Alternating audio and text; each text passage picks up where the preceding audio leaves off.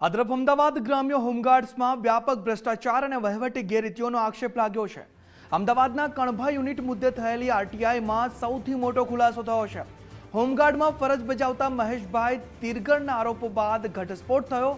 નિકોલ પોલીસમાં એફઆઈઆર બાદ વિવાદિત કંપની કમાન્ડર સસ્પેન્ડ થઈ છે। દુષ્યંત ગોહેલ અને પ્રકાશ ગોહેલને તાત્કાલિક અસરથી સસ્પેન્ડ કરી દેવામાં આવ્યા છે। જિલ્લા કમાન્ડર વીસી દવેના આદેશથી કંપની કમાન્ડર સસ્પેન્ડ કરાયા છે।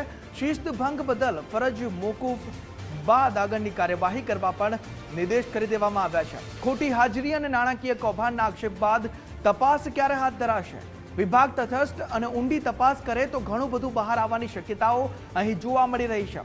ભ્રષ્ટાચારના આક્ષેપોને લઈ એક્શન ટેકન રિપોર્ટ ક્યારે આવશે? હોમગાર્ડમાં ભ્રષ્ટાચારના આરોપોને પગલે નિમાયા છે નવા કમાન્ડર। કણભા યુનિટનો વહીવટી ચાર્જ ચિંતનસિંહ પરમારને સોંપવામાં આવ્યો છે। દુષ્યંત ગોહેલ અને પ્રકાશ ગોહેલ સામે આરટીઆઈ કરનાર અરજદારે પ્રબળ માંગ કરી છે।